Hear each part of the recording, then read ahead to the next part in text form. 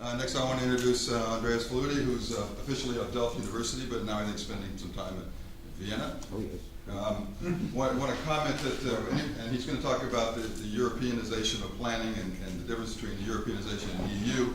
We'll talk a little bit about ESPON, and I comment that anytime I put ESPON in my Google search, I come up with printers. So I presume that Andreas is not going to talk about printers today. No, no. Well, thank you very much, Gary.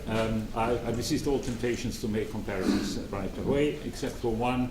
The word was complicated. Yes, European planning is also complicated. I'm going to take you through the process, and that's what Europeanization stands for. And ESPON gets it's the European Spatial Planning Observation Network, just to explain to you what it is. Of course you know.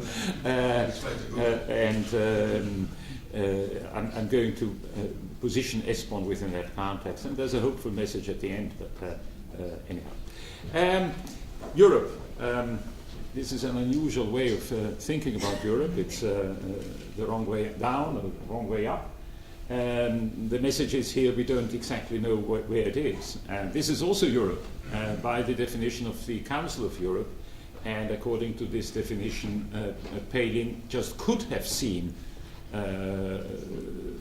Europe when she looked across, because Kamchatka and the Bering Strait and so forth are, nominally speaking, part of Europe, because the whole Russian Federation is part of the Council of Europe.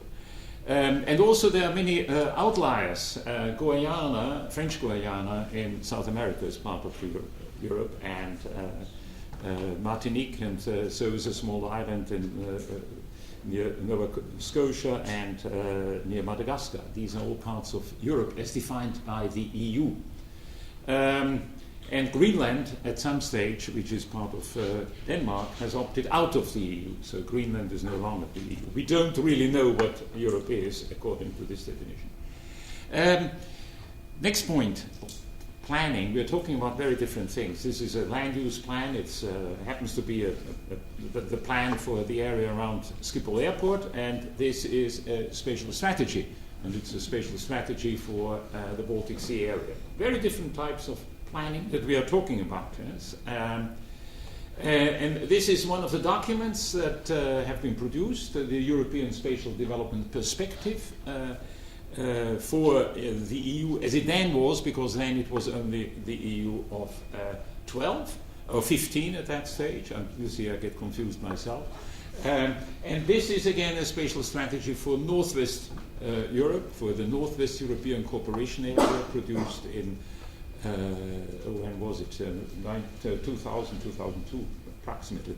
Very different types of documents. Now I'm going to take you through the content. I'm going to talk about Europeanization in two different senses. One is a learning process, and the second one is the formation of the EU.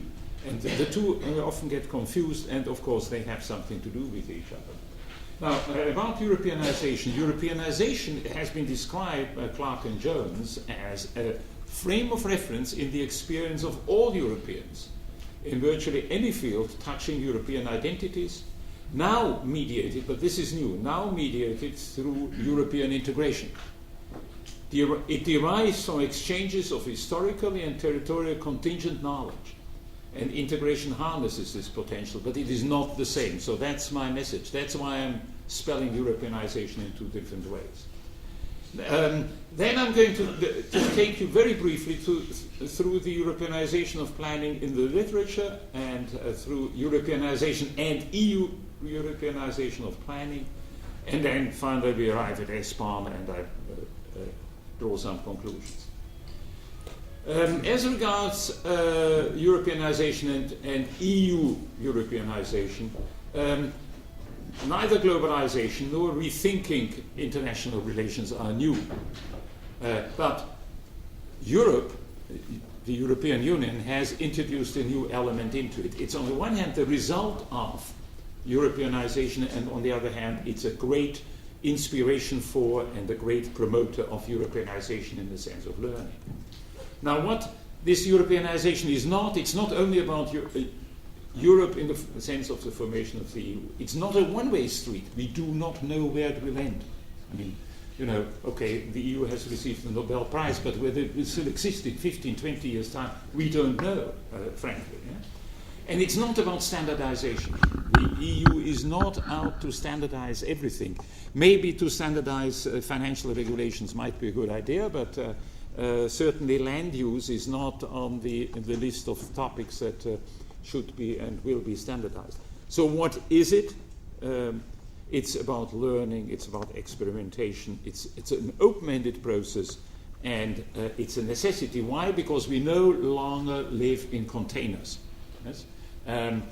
Yesterday evening I've referred to two of the states in the United States being boxes, but obviously we do no longer live in these boxes, and it's absolutely necessary to look beyond boxes. Yet at the same time, this is a standard representation of the EU 27 as it is now.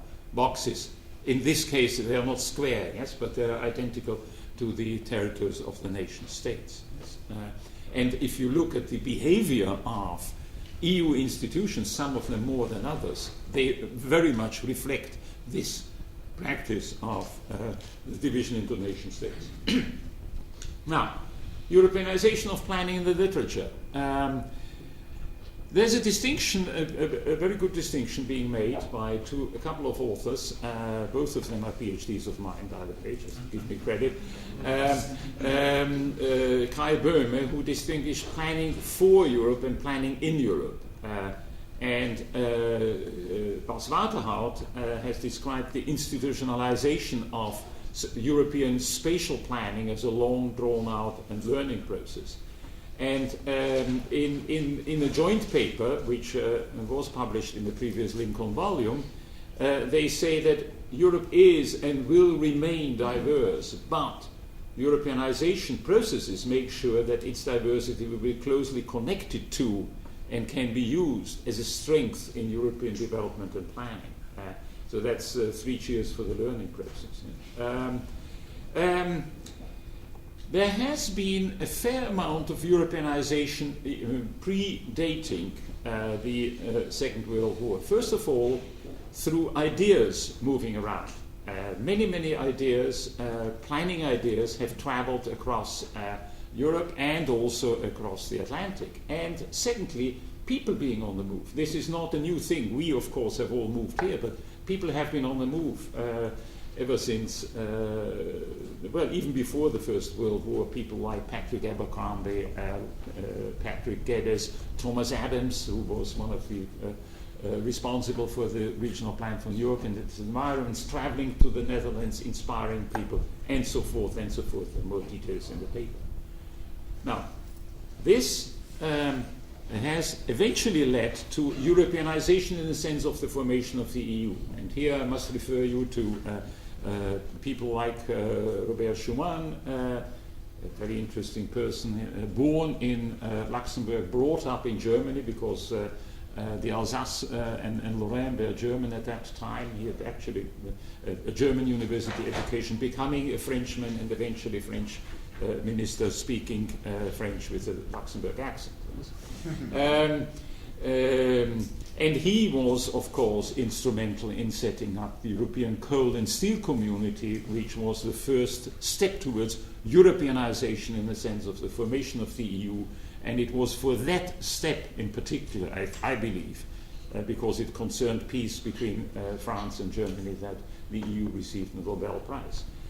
This led to the Conference of Messina, a conference where the same 6 member states that originally participated in this project considered an expansion into the European Economic Community, very much instigated by the Americans, by the United States. The United States did not want to continue to pay for the upkeep of Europe, of Western Europe, but they wanted Western Europe to integrate economically.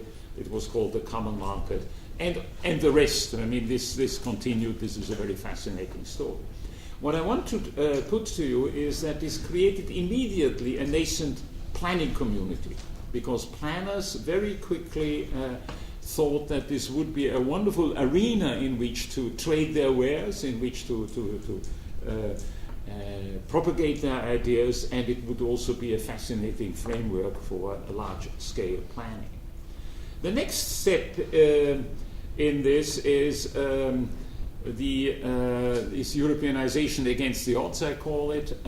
Very quickly, the dreams of European federalists, there was and continues to be a European Federalist Party, of a real United States of Europe were shattered, and the end of the federal dream. I don't want to take you through the exact mechanisms through which this happened, but it was basically at some stage the intransigence of the French president Charles de Gaulle, which created a period of 20 years of Eurosclerosis. Yes? And the planners who had great hopes that the European Economic Community might engage in transnational planning had to look somewhere else. They looked to the Council of Europe, which is not part of the EU. It's a different institution.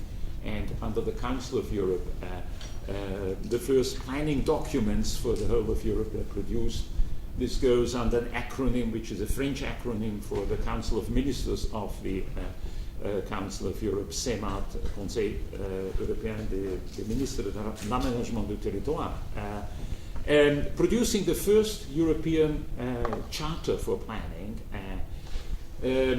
There's this constant interplay then between the institutions of the Council of Europe. Once more, this is not the EU on the one hand, and the EU on the other hand, with the European Parliament, where a Belgian, French-speaking Belgian minister, Belgian member of the European Parliament, picks up the ideas of the Council of Europe and invites the European Commission to engage in planning on that particular basis. But now here we come, of course, into language issues. What he actually did say, and he said it in French, he was inviting the Commission to engage in aménagement du territoire européen, which signals that he was thinking in terms of French planning, and French planning, certainly at that particular level, is very different from the land use planning that you are very often talking about, and Anna will explain the difference between the two. So,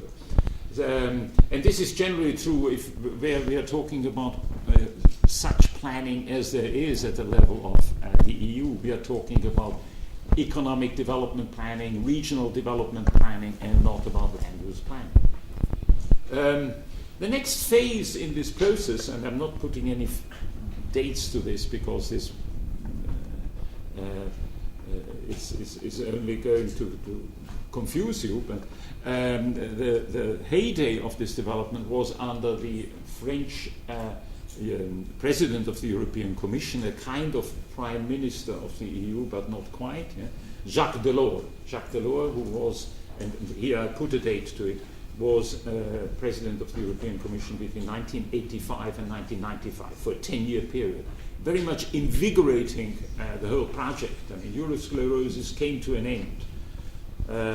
And this was the heyday of Europeanization, and it also created a tremendous incentive for planners to go back to the EU and to pick up the challenge once again and produce the European spatial development perspective, which they did.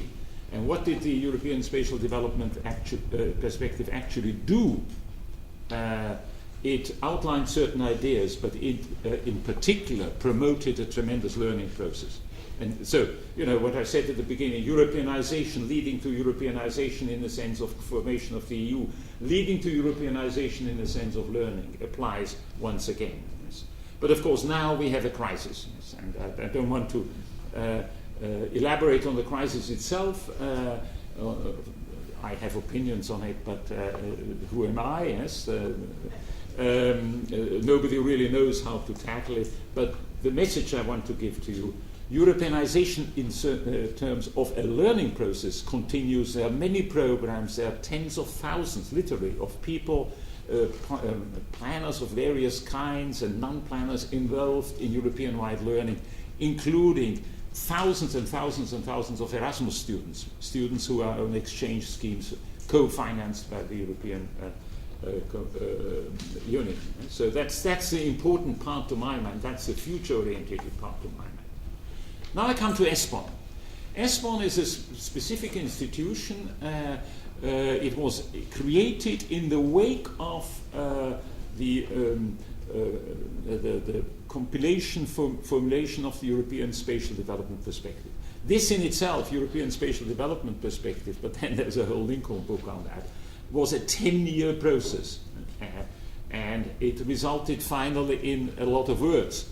Yeah? But it also resulted in a lot of cross-border transnational cooperation. It's this learning effect. And it resulted in a determined effort to produce an evidence base for future European planning, which eventually did not happen. But ESPON is a going concern. ESPON at the moment is one, and I will come to that, is one of the most important pillars of the Europeanization of planning. It was set up in order to produce an evidence base which in itself holds a lot of pretensions. The pretension being, or the pretense I should rather say, pretense being that you could provide something like objective reasons for planning. That was also the attraction for planners, that there could be an objective base, that the facts would, in a manner of speaking, speak for themselves, which of course they don't. Something like 6 years ago, we were discussing this whole idea of evidence-based planning, and the best that a very good colleague of mine, Simon Dahudi, could come up with is that maybe, hopefully, planning should become evidence-informed. But the whole idea, which was very strong at the beginning and which still reverberates, and I'm sorry that Peter Melby is not here because I think he would become very angry with me if I say that, but the idea that there would be an objective basis for influencing politics, for telling politics and politicians that this is what you must do because this is what the evidence says, is of course unsustainable, but it's evidence informed. Secondly, second point about ESPON. ESPON is deeply involved in politics. It's very deeply involved in politics, but it's law politics that it is involved in. It's not the high politics of European integration as such in the position of nation states. That's high politics. But it is, for one, it is of course continuously concerned, because these are 7-year programs, continuously concerned with proving that it has a right of existence, and that the next programming period, which will start in 2014 to 2020, should also have an institution called ESPON. That's clear. That's bureaucratic politics. Second type of politics that is involved in it, it's governed by, or the program is managed by a monitoring committee. Guess who is on a monitoring committee? 27 member states, yes, and the Commission. So that's asking for political involvement. And also, I have no proof of this, but I would be very surprised if the distribution of projects would not be governed by national interests. Why am I saying this? Because ESPON is asking for, it's putting certain projects out for tender, and there are dozens and dozens of projects. And transnational project teams are then submitting bids, and these are large teams, and then they get a brief, and they must conclude the research by a set date, set 3 or 4 years in advance. This is a totally different ballgame from academic research, and some people are suffering badly from. But I'm sure there's a lot of politics involved. Who gets the team, becomes the team leader? Why? Because we have 27 member states. ESPON also produces synthesis reports. Now, you cannot produce a synthesis report without being involved in politics. And, that's absolutely clear. But they are important reports, mind you. And at the moment, they are a substitute for any kind of European planning, because there's no other European spatial planning taking place, at least not overtly. And ESPON is involved in constituency building. It is asking for targeted analysis, it's asking for stakeholders in the field to formulate their own project. Now that's a clear attempt and a very good attempt to build constituencies. So, and lastly, I mean, I've already mentioned the role of the monitoring committee. This Luxembourg, being one of the 27 member states, has a great role in this. Luxembourg has had the ambition from the beginning almost to support this, and the Luxembourg government pays a lot of money for this. Yes, it hosts the monitoring unit and not monitoring unit, the CU, what the CU stand for. Coordination unit. Yes, thank you. Yeah. And it's so therefore ESPON is a stand-in for something which the EU doesn't have. If spatial planning was a real going concern of the EU, it would have a comitology committee. That's a jargon, of course. A committee of civil servants, of representatives of interest groups, helping the Commission to administer, to monitor this particular project. But it doesn't exist. Yeah? So it's a stand-in for a comitology committee, and it does wonderful scenario studies. In the previous Lincoln book, we had an article on the 2030 scenario study. There's another one in the making, 2050. And it has a wonderful study, done a wonderful study on Europe in the world. So, conclusions. Times at the moment are impulses for Europeanization in the sense of the formation of European EU planning in general and of planning in more particular. There will be a very important meeting at, I call this High Noon at Crack of Dawn, in November this year, when the future of cohesion policy will be decided, amongst other things, in the framework of a multi-annual financial framework. And that will be utterly decisive for what's going to happen in terms of European planning in the next 7-year period. And I don't expect very much to be happening, frankly, because, again, there are other concerns which dominate the discussion, like the euro crisis and the role of cohesion policy as such. Cohesion policy being a policy of financing or co-financing regional development, basically. So what I expect, the best we can expect, is a holding operation until 2020, and maybe then European spatial planning of some kind, not under that name, will come about. Lastly, there has already been a lot of cross-Atlantic traffic as a result of Armando taking an active interest in this. The ESDP has even been led to a proposal once of an American spatial development perspective, which is now America 2050, of course. I don't want to speculate further on what other lessons there might be, because you have your own developments, very fascinating, very interesting. But I think ESPON might be a good example for the United States ought to follow. Of course, the United States is a much more homogeneous area than the EU. It would be very easy. We face this language problem, yes?